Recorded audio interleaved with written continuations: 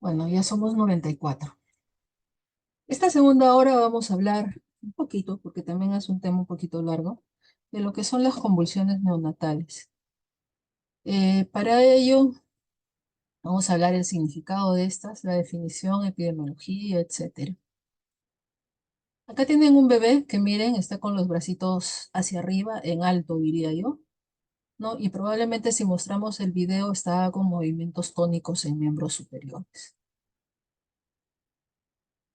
Entonces, sabemos que la etapa de la vida con el mayor riesgo de presentar convulsiones es la etapa neonatal. Y principalmente, ¿cuál será más? ¿En quiénes se presentará más? En los prematuros. Debido a que tienen un sistema nervioso inmaduro, hay disminución relativa de neurotransmisores inhibitorios y de sus vías, haciendo que este cerebro inmaduro sea más excitable. Por lo tanto, el cerebro de un recién nacido es más susceptible a una gran cantidad de insultos cerebrales y sistémicos. Y las convulsiones pueden ser transitorias o pueden ser permanentes. Entonces, diríamos esto, ¿no? El cerebro fetal y del recién nacido es distinto al del adulto, ya que tienen mayor densidad neuronal, mayor número de conexiones sinápticas, mayor expresión de receptores excitatorios, mayor nivel excitatorio, entonces habrá mayor cantidad de glutamato y aspartato, ¿no? Y receptores GABA, que en este periodo serían excitatorios. Entonces, ¿cuál es el significado de las convulsiones? Estas convulsiones nos van a manifestar un compromiso neuronal, ya que pueden contribuir y agravar el daño cerebral preexistente, o pueden estar asociados con alto riesgo de morbimortalidad postnatal. Puede haber alteraciones en el neurodesarrollo a posteriori o presentar epilepsia en etapas posteriores de la vida. ¿Cómo se definen las convulsiones? Son episodios paroxísticos determinados por una descarga sincrónica y excesiva de neuronas corticales, que se manifiestan por una alteración en la función neurológica, ya sea motora, de la conducta, autonómica o por una combinación de ellas. Un poco dura la definición, diríamos, ¿no? Episodios paroxísticos determinados. Bueno, son movimientos que presentan los bebés, podría decir yo, producidos por descargas excesivas de las neuronas corticales. Entonces también podemos decir de que no siempre es fácil identificarlas y pueden pasar fácilmente desapercibidas, especialmente en los prematuros, como vamos a ir viendo. Miren, es la expresión clínica principal de disfunción del sistema nervioso central. Entonces, si yo les hablo, de repente estamos en una práctica, ¿no? Y les estamos viendo algún tema por ahí, ¿no? Y se me ocurre preguntarles, ¿no? ¿Cuál es el principal signo de una alteración del sistema nervioso central? Ya tenemos cómo definirlo, ya tenemos cuál es. Son las convulsiones. General, ¿por qué decimos que son neonatales entonces? ¿Por qué se presentan en el periodo neonatal en los atérminos? Y en los prematuros va a demorar un poco más, ¿no? Hasta que tengan 44 semanas de edad gestacional corregida. La clínica es bien variable. Puede haber alteración de la conducta motriz, pueden haber movimientos anómalos, repetitivos o estereotipados, puede haber disfunción autonómica, pueden ser alteraciones menores, de repente solamente un boqueo o un pestañeo o movimientos de pedaleo que van a dificultar el diagnóstico, ¿no? O pueden ser también convulsiones tónico-clónicas organizadas, que no se observan generalmente en el neonato por la inmadurez de su sistema nervioso. Y tienen una etiología específica generalmente y también muchas de estas etiologías con tratamientos específicos. Entonces, no toda convulsión yo la voy a tratar con anticonvulsivantes. Eso métanse también en la cabeza. ¿Cuál es la incidencia de esto? Se presenta en 1.8 a 5 por 1000 nacidos a término. Y miren la diferencia con el prematuro. 6 hasta 48% por 1000 nacidos prematuros. Se presenta en 1 a 2% de bebés que están en las unidades de cuidados intensivos. Su incidencia entonces es incluso desconocida de las crisis clínicas. Estas convulsiones generalmente, volvemos a repetir, se asocian con patologías subyacentes frecuentemente. Volvemos, este cuadrito me gusta más que el anterior de repente. El atérmino se presenta entre 1.5 a 3.5 por 1000. El prematuro se triplica, cuadruplica, 10, suplica, no sé, 10 a 130 por 1000 nacidos vivos. En los menores de 30 semanas, obviamente va a ser más la cantidad de convulsiones que presenten que aquellos mayores de 30 semanas. Entonces podemos decir que es inversamente proporcional a la edad gestacional. Y si hablamos de crisis no clínicas, de repente solamente diagnosticadas con un electroencefalograma de amplitud integrada, podemos decir que desconocemos la cantidad que se presentan, porque la mayoría de unidades de cuidados intensivos neonatales y más unidades de cuidados intensivos neonatales de nuestros países, como es el tercer mundo, no tienen este tipo de instrumento para ir monitorizando a los bebés. ¿Cómo se clasifica? La más utilizada es la clasificación de Volpe. Volpe, yo les diría, es el padre de la neurología neonatal. Divide estas convulsiones en 4. Clónicas, que son las más frecuentes, según Volpe. Sutiles, que yo diría que son las más frecuentes, pero muchas veces no diagnosticadas. Tónicas y mioclónicas. ¿Qué podemos decir de las crisis clónicas? Son las más frecuentes en los atérminos y presentan un alto correlato electroclínico. Se presenta con movimientos rítmicos, más bien lentos, 1 a 3 movimientos por segundo, que luego van disminuyendo. Pueden ser focales o multifocales. Focales que pueden afectar de repente solo la cara, una extremidad, de repente solo una estructura axial, como puede ser el cuello, el tronco, y en general los bebés están conscientes. O las multifocales que se presentan en varias partes del cuerpo, frecuentemente de una manera migratoria. Por eso a veces decimos, oye, le estaba temblando los brazos y ahora ya le está temblando las piernas, ¿no? Y generalmente es por una lesión focal, pero también en la encefalopatía hipóxico-isquémica. Las crisis sutiles, como les digo, para mí son las más frecuentes y especialmente en el prematuro. En el atérmino las clónicas, les podría decir, pero en el prematuro las sutiles. Imitan conductas y reacciones normales. Se asocia a un compromiso severo del sistema nervioso central.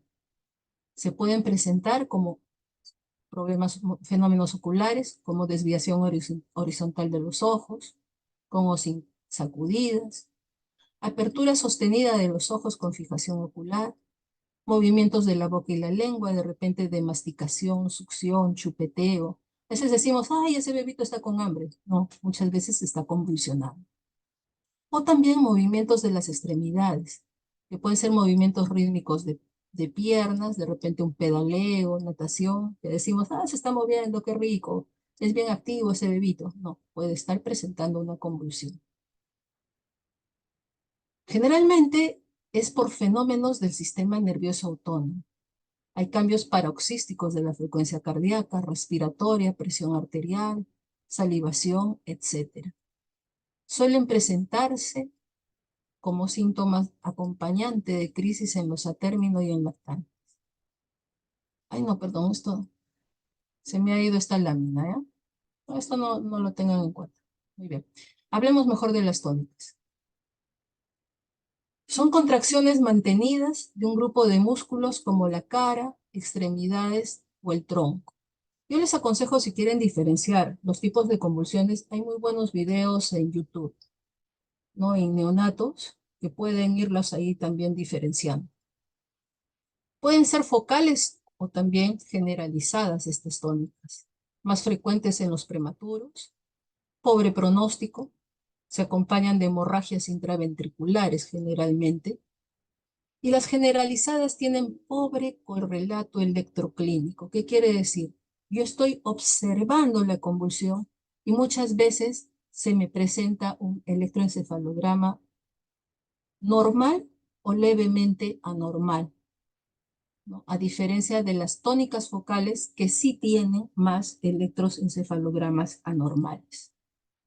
Las mioclónicas son contracciones musculares bruscas, breves e involuntarias. Pueden ser focales, multifocales o generalizadas, con pobre correlato también clínico eléctrico, un poco mayor cuando son generalizadas. Es más frecuente en el prematuro y durante el sueño. Generalmente estas se asocian con disfunción cerebral difusa y grave. Entonces, se debe plantear diagnósticos diferenciales con mioclonías benignas del recién nacido, mioclonías del sueño, ya que se presentan durante el sueño, hiperplexia, sobresaltos y reflejo de Moro. Entonces, acá hay una correlación entre estas. ¿Cuáles son las más frecuentes correlacionadas con alteraciones electroencefalográficas? Las sutiles son las que más se diagnostican con problemas en el electroencefalograma. Las clónicas focales, clónicas multifocales, tónicas focales. Mientras que las tónicas generalizadas dijimos que no, igual que las mioclónicas focales, mientras que las mioclónicas generalizadas sí tienen también correlato electroencefalográfico. ¿Qué podemos decir de la fisiopatología? Sabemos que nuestros neonatos tienen su cerebro inmaduro y existen condiciones favorables para convulsionar entonces, ya que hay una mielinización incompleta, donde va a predominar en estos enanos, diría yo, lo excitatorio, ¿no? Y son convulsiones refractarias a medicamentos habituales, convulsiones a edad específica entonces. Los mecanismos fisiopatológicos sabemos que aún no son bien conocidos. Se puede decir de que la expresión de los receptores para las funciones excitatorias e inhibitorias de los neurotransmisores es edad dependiente y puede entonces tardar en aparecer 3 a 4 semanas postnatales. Por eso es que si prima lo excitatorio, lleva más a presentar entonces una convulsión.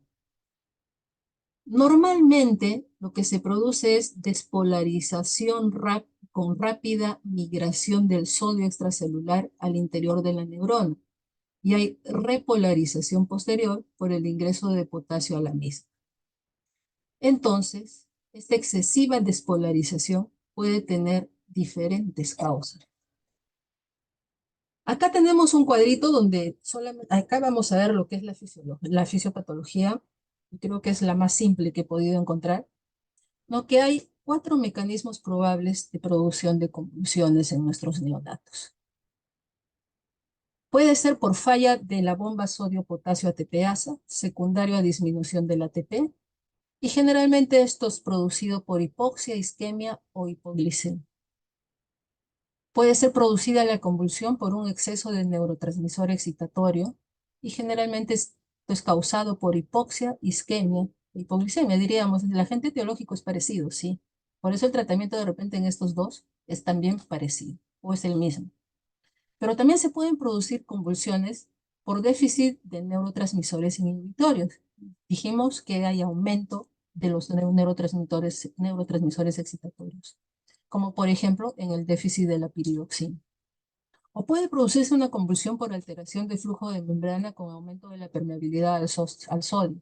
Esto generalmente se produce en problemas metabólicos, como son las hipocalcemias o las hipomagnesemias. Entonces, ¿qué va a causar todo esto? Una reorganización sináptica, crecimiento axonal aberrante, apoptosis de la capa granulosa del hipocampo, esclerosis hipocampal bilateral en casos de crisis prolongadas. Puede haber también desbalance energético con aumento de la tasa metabólica versus aumento insuficiente del flujo sanguíneo cerebral. Entonces, todo ello nos lleva a que nuestro bebé lo encontremos convulsionando, así de simple. Y a largo plazo también puede producir problemas, como es inhibición del crecimiento cerebral, modificación de los circuitos neuronales, aumento de la excitabilidad neuronal, alteraciones del aprendizaje y memoria visoespacial, como predisposición a complicaciones tardías que llevan a la epilepsia. Ojo, se dice que cuanto más dure una convulsión o una convulsión no tratada, va a llevar a mayores efectos tardíos o a largo plazo más graves que aquellos que son controlados inmediatamente. ¿Cuál es la etiología de las convulsiones? Tenemos miles de etiologías. A la cabeza siempre se lleva la encefalopatía hipoxicoisquémica, es decir, la asfixia, como van a ver en la clase justamente de asfixia, que se presenta en los primeros días de vida y principalmente en los prematuros y también en los a término. Seguido de lo que es, acá le ponen mucho la dependencia de la piridoxina, pero yo le pondría más atrás, ¿no? Seguido de hemorragia intracraneana, hipoglicemias, hipocalcemias. Mientras que las infecciones, miren, generalmente no tenemos infecciones del sistema nervioso en las sepsis neonatales precoces, es decir, aquellas que se presentan en los primeros 3 días de vida. Y si no hay infección, pues no hay una septicemia, difícil que haya una meningoencefalitis. Imposible, diría yo. Primero viene la sepsis, después la meningoencefalitis. Por eso es que este problema del MEC se presenta posterior a los 3, 4 días de vida. Entonces las convulsiones también van a ser posteriores. Ahora, anomalías congénitas como disgenesias cerebrales, ¿no? También son frecuentes, pero yo diría poco frecuentes porque las anomalías cerebrales no son tan frecuentes. El uso de drogas y la dependencia a la piridoxina. Recordemos esto, si yo ya le di tratamiento anticonvulsivante, descarté que es un problema metabólico y mi bebé continúa con la convulsión, puedo hacer un tratamiento terapéutico, diremos, o diagnóstico terapéutico, administrándole piridoxina a ese bebé, con lo cual puede ceder esas convulsiones. La etiología, obviamente, tiene diferentes orígenes, ¿no? Central, sistémico, genético, y otros como pueden ser intoxicaciones, la hipotermia, la hipertermia, cardiopatías congénitas, o también de causas desconocidas. Cuando una convulsión es de origen central, lo primero que debemos pensar es en la encefalopatía hipóxico-isquémica y las hemorragias intracraneales. Si tenemos de origen sistémico, estas son múltiples y se relacionan indirectamente con el cerebro por las complicaciones que determinan a ese nivel. Acá recordemos mucho los trastornos metabólicos. Las hipocalcemias son las principales causas, diremos, hipoglicemias, perdón, son las primeras causas de convulsiones en bebés que tienen factores de riesgo para hacer estas hipoglicemias. Llámense los prematuros, los muy bajo peso al nacer o extremo bajo peso al nacer, ¿no? Los que nacen asfixiados, o sea, aquellos problemas que producen hipoglicemia y mi bebé hace una convulsión, en lo primero que yo debo sospechar es en que está haciendo esa convulsión por hipoglicemia. Y probablemente administrándole solamente dextrosa a este bebé, cedan esas convulsiones. Y también tenemos el otro grupo de las metabolopatías, como son las aminoacidopatías, ¿no? Que son de inicio precoz, ¿no? O también pueden ser de inicios tardíos, ¿no? Que todavía son para nosotros en el Perú difíciles o casi imposibles de diagnosticar. Si hablamos de origen genético, tendremos que referirnos a las convulsiones familiares de origen excepcional. Son bien raras, pero también duran poco, con buen pronóstico, y solo hay un antecedente familiar que nos va a orientar a este diagnóstico. Principalmente se ven estas en la trisomía 13, en la 18. Y en las otras, las intoxicaciones, no nos olvidemos. A veces se están pintando en casa o usan insecticidas y lo traen al bebé convulsionando. Y se les pregunta un poquito y dicen, sí, están pintando mi casa. Ah, eso le ha podido producir. O lo que pasa mucho de repente, no tanto en nosotros porque casi no lo usamos, el anís estrella, pero en Argentina sí, ¿no? Donde les dan su agüita de anís estrella y vienen convulsionados. No, yo he visto por esos casos. Las hipotermias, una injuria por frío, puede producir convulsiones, así como también las hipertermias, la fiebre que tanto hablan ustedes, ¿no? Que es por sobrecalentamiento, de repente por incubadoras, de cunas de calor radiante, qué sé yo, que pueden también aumentarles la temperatura a nuestros bebés y por ende producir convulsiones. Entonces, el diagnóstico será bastante desafiante. La detección de estas crisis puede conducir a un sobre o también a un subdiagnóstico. De repente no detecté esa convulsión. Entonces, los neonatos pueden hacer convulsiones tónico-clónicas, clónicas, mioclónicas o presentaciones sutiles, solamente una desviación de mirada, un parpadeo, una mirada fija. Me puede decir que está convulsionando y no lo detecto fácilmente.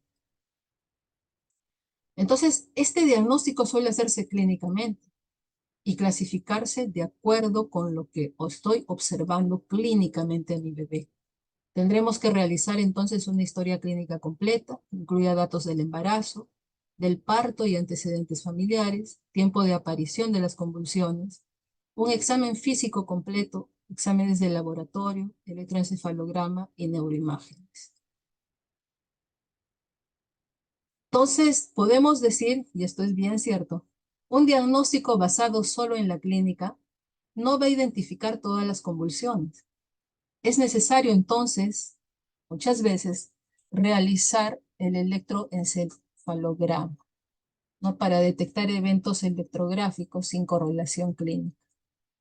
Se debe tomar entonces muestras para detectar infecciones sistémicas, trastornos metabólicos, electrolíticos, acidosis, y si es necesario, exámenes complementarios como de repente tomografía, resonancia, qué sé yo.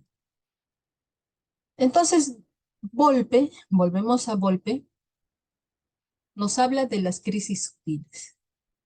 Ya dijimos que pueden ser diferentes movimientos difíciles de determinar y en el electroencefalograma podemos encontrar solo desviación tónica horizontal de mirada con correlato electroencefalográfico. Cambios bruscos de la frecuencia cardíaca, presión arterial, desaturación, salivaciones.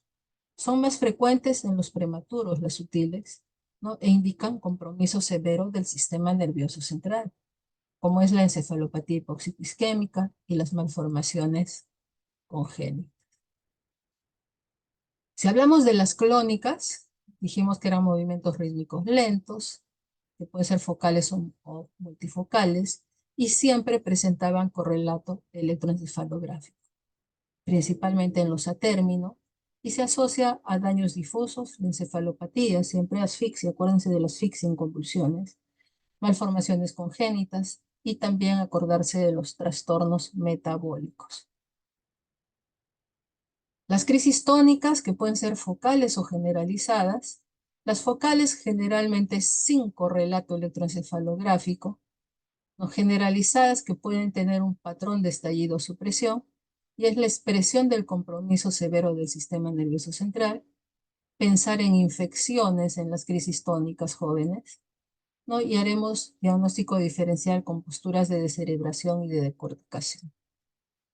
Y las mioclónicas, ¿no? Movimientos de flexión bruscos que tienen correlato electroencefalográfico, son poco frecuentes en la etapa neonatal. Diagnóstico diferencial, las que leen ahí. Según el momento de la aparición de la crisis, también podríamos ir orientando al diagnóstico. Precoces, hablamos convulsiones precoces, aquellas que se presentan antes de las 72 horas de vida, dentro de las cuales tenemos la encefalopatía hipóxico isquémica, hemorragias intracerebrales, dependencia piridoxina, disgenesias cerebrales, menos frecuente la infección congénita y mucho más frecuente los trastornos metabólicos transitorios, llámese hipoglicemia, hipocalcemia. Y posterior a las 72 horas, ahí sí, en primer lugar, infecciones del sistema nervioso central, malformaciones cerebrales, deprivaciones por drogas, ¿no? Enfermedades paroxisomales, etc. Y luego de la primera semana, pensemos en déficit de ácido fólico u otras enfermedades metabólicas como alteraciones del ciclo de la urea, acidemias orgánicas, etc. Según el Instituto Latinoamericano de Epilepsia, ellos clasifican en 4 también las convulsiones: las benignas neonatales familiares, encefalopatía mioclónica temprana y la encefalopatía epiléptica infantil precoz, que al final ellos lo hacen más para efectos de tratamiento. ¿Qué son las convulsiones benignas neonatales, llamadas también del quinto día? Convulsiones que se presentan en los recién nacidos a término que aparentemente están sanos, normales. Se presentan las convulsiones entre el cuarto al sexto día de vida, pueden ser clónicas focales, que duran entre 1 a 3 minutos, son autolimitadas y se pueden asociar a apneas. Generalmente a esto se llega como un diagnóstico de exclusión y en el electroencefalograma, si mi bebé está en la etapa ictal de la convulsión, podemos encontrar focal, rítmico, ondas agudas recurrentes. El pronóstico es muy bueno. Remisión completa a los 2 años en el 50% de los bebés. Las convulsiones benignas neonatales familiares aparecen como crisis focales que pueden ser clónicas o tónicas con antecedente familiar. Se presentan entre el primer al séptimo día de vida. Hay crisis en salvas, finalizan espontáneamente al tercer mes. Electroencefalograma puede ser un interictal normal. Y el pronóstico, mayor índice de convulsiones en edades mayores, 16%. Entonces, ¿cómo evaluamos o qué pedimos en un bebé que nos ingresa con convulsión? Hay pruebas de primer y segundo nivel. Primero, realizar una historia clínica completa, un examen clínico y neurológico general completo y solicitar dosaje de sodio, glucosa, calcio, magnesio, pruebas de función hepática, amonio, etc. No todo esto en sangre. En orina también deberíamos pedir, de acuerdo al tiempo de vida que tenga nuestro bebé, un cultivo, pruebas toxicológicas y recuerden lo otro. Ante toda convulsión que no sea un problema metabólico, o sea, no sea una hipoglicemia, hipocalcemia, hipomagnesemia, etc., habrá que realizar punción lumbar para ver el recuento celular y diferencial, medir cuánto está de glucosa en el líquido cefalorraquídeo, las proteínas, el gran cultivo, etc. Y de acuerdo a evolución, habrá que pedir resonancia magnética, tomografía, ecografía transfrontanelar, etc. Y las de segundo nivel ya iremos evaluando cómo va los ojitos, ¿no? Un examen oftalmológico con dilatación, hacer prueba terapéutica con piridoxina, ¿no? Medir la carnitina, es decir, ya buscar de repente causas menos frecuentes de aparición de estas convulsiones. ¿Cómo hacer el tratamiento entonces? El tratamiento se va a basar en tratar la causa de estas convulsiones. No solamente quitar la convulsión, sino ir a tratar la causa. Principalmente se dice en las convulsiones producidas con algunas alteraciones metabólicas e infecciones del sistema nervioso central. Les vuelvo a repetir, tengo un bebé de repente en emergencia, me llaman a evaluarlo, que tiene 34 semanas de edad gestacional. Ah, es un prematuro. Pesa 1,800 o es un bajo peso. Y la mamá me cuenta, no quiere succionar, no ha querido succionar y ha empezado a presentar estos movimientos. ¿Qué debo hacer primero ahí? Hacerle un hemoglucotest, es decir, tomarle su glucosa, que me va a demorar 30 segundos, ¿no? Porque es una prueba rápida, diremos, y lo más probable es que esté haciendo hipoglicemia. Le canalizaré la vía, le administraré su dextrosa y pasará esa convulsión. Entonces, lo que tenemos que llegar en las convulsiones es ver por qué causa se produce y tratar esa causa. Y acá tenemos. Si tengo una encefalopatía hipóxico-isquémica, es decir, un bebé con asfixia, me funcionará de repente la hipotermia terapéutica, pero estos son los bebés a término y el uso de anticonvulsivantes. Si tengo una insuficiencia de infección, perdón, del sistema nervioso central, le usaré un anticonvulsivante, ¿no? Pero lo que más bien le va a hacer es la terapia antibiótica. Si hay hipoglicemia, le administraré su solución de destroza. Hipocalcemia, su gluconato de calcio. Hipomagnesemia, su sulfato de magnesio, y así sucesivamente. Entonces, acá tenemos cómo hacer si tiene mi bebé, por decir, hipoglicemia. O sea, una glucosa menor de 50 o 45, de acuerdo al tiempo de vida que tenga mi bebé, ¿no? ¿Qué voy a hacer yo? Administrarle una solución de dextrosa al 10% a 2 a 4 ml por kilo en bolo, seguido de una perfusión de glucosa con un BIG de 6 a 8 miligramos por kilo minuto. Con eso le va a pasar. Si hay hipocalcemia, le administraré gluconato de calcio de 1 a 12 ml por kilo en 5 minutos, monitorizando, dijimos, la frecuencia cardíaca y el lugar de la infusión. Si hay hipomagnesemia, le administraré 0.2 a 0.4 milímetros por kilo de magnesio, ¿no? Endovenoso cada 12 horas, monitorizando también un electrocardiograma. Si hay una hiponatremia, antes hablábamos del sodio, ¿no? Habrá que administrarle de 1 a 3 ml por kilo, ¿no? Y tratar de acuerdo a lo que tenga nuestro bebé. Pero si no pasa con nada, ya le puse su anticonvulsivante, etcétera, y no mejora, le puedo administrar piridoxina, ¿sí? ¿Cuánto? Una dosis única de 100 miligramos. Y pasa la convulsión. Ah, esto es un déficit de piridoxina, decimos. Acá tienen los medicamentos que se usan en las convulsiones y diremos que el principal tratamiento, el específico, es el fenobarbital, seguido de la fentoína y del resto de medicamentos anticonvulsivantes. Espero que no se estén durmiendo, chicos. Entonces, hablamos del fenobarbital. Es el fármaco de primera línea para el tratamiento de convulsiones en la etapa neonatal. Se le administra una dosis de carga de 20 miligramos por kilo en 15 a 20 minutos. Si no mejora, le puedo poner 20 más. O sea, es para hasta llegar a una dosis máxima de 40 miligramos. Ojo, siempre hay que monitorizar la función respiratoria porque hay riesgos de que mi bebé pueda producir un paro respiratorio. Se alcanzan con 40 miligramos por kilo, se pueden alcanzar niveles séricos terapéuticos entre 15 a 30 miligramos por decilitro. La respuesta adecuada a esto se alcanza en 30 a 45% de los bebés. Y hay ausencia o disminución del 80% de la duración de la crisis convulsiva. Si no hay respuesta al fenobarbital, pasaré a la segunda, que es la fenitoína.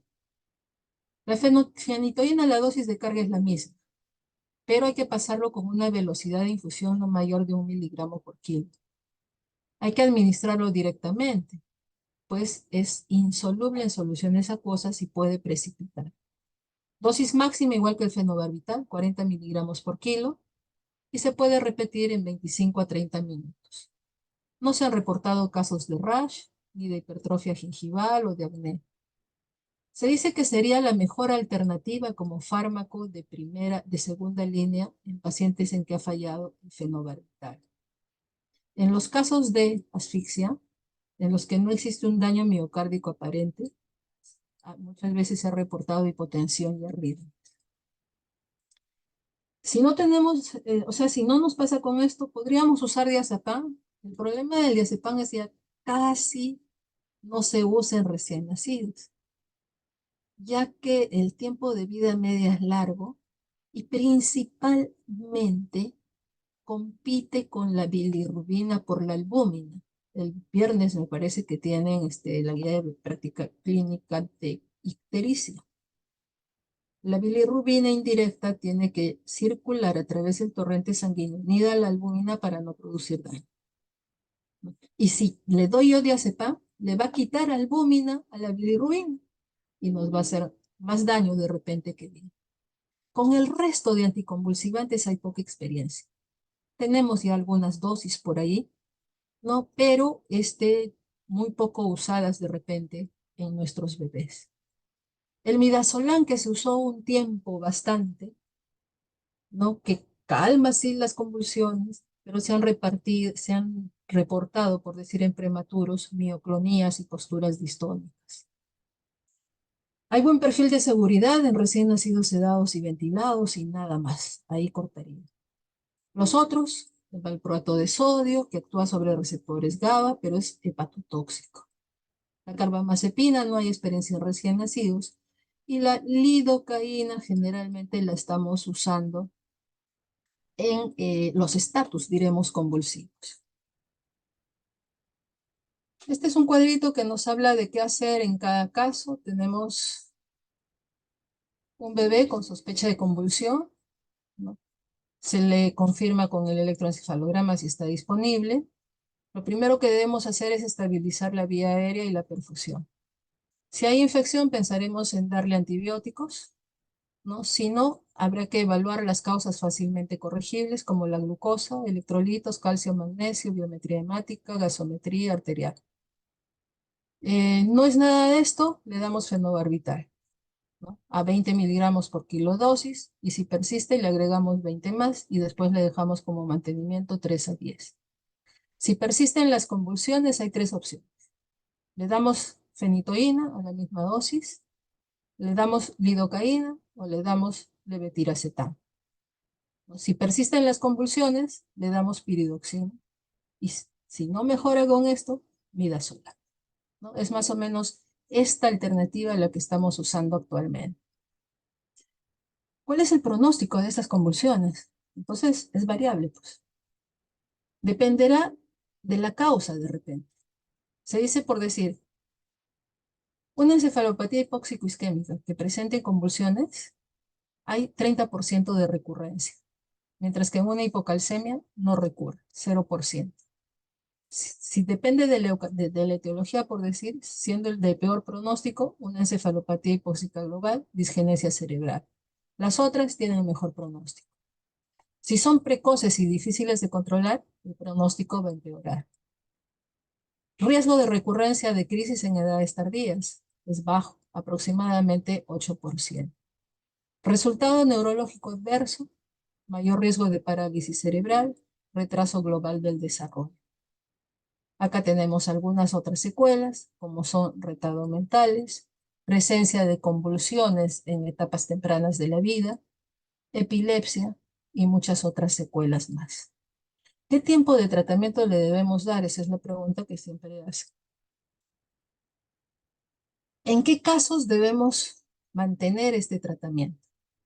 Cuando persisten las convulsiones, cuando hay alteración persistente del electroencefalograma, cuando hay alteraciones en las tomografías o resonancias, aquellos que requirieron un segundo fármaco anticonvulsivante.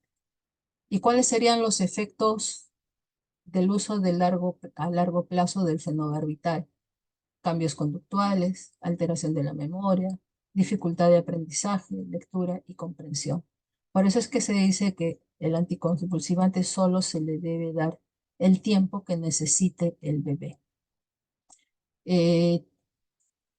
La mayoría de literatura de qué nos está hablando últimamente es que si ya pasaron 3 días sin anticonvulsivante y mi bebé no presenta convulsiones, yo le puedo suspender este fármaco, este fenobarbital, observarlo para darle de alta. Bueno, chicos, ya estamos terminando. Me parece que algunos tienen práctica en un rato. Y siempre pensando en Einstein, ¿no? Que dice que un sabio no es quien sabe todas las respuestas, sino quien entiende todas las preguntas. Así que quiero ser sabia con ustedes y si tienen alguna pregunta, Por favor, estoy a vuestra disposición. Gracias por vuestra atención.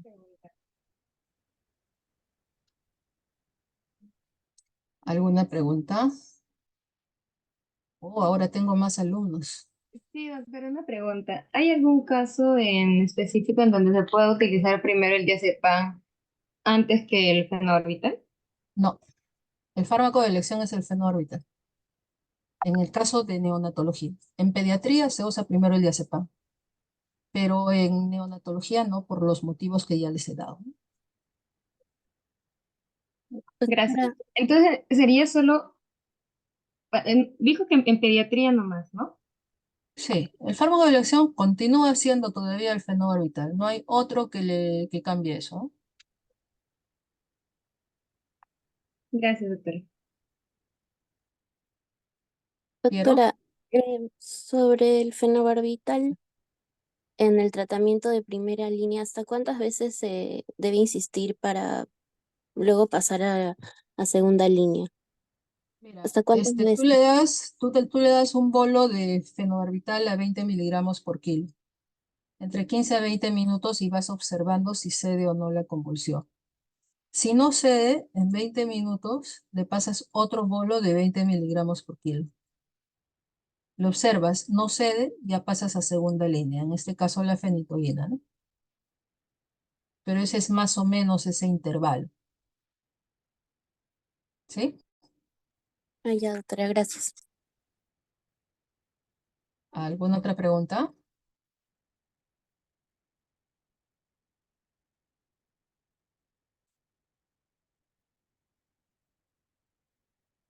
Y va a venir una de esas preguntas en el examen.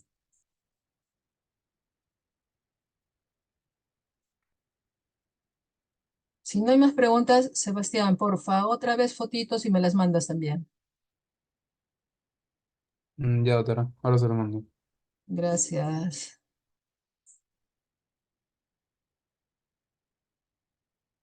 Entonces, suerte chicos, nos encontramos el lunes, me parece que tengo clase. Muchas gracias, doctora. Bueno, gracias, doctora. Gracias a ustedes por soportarme.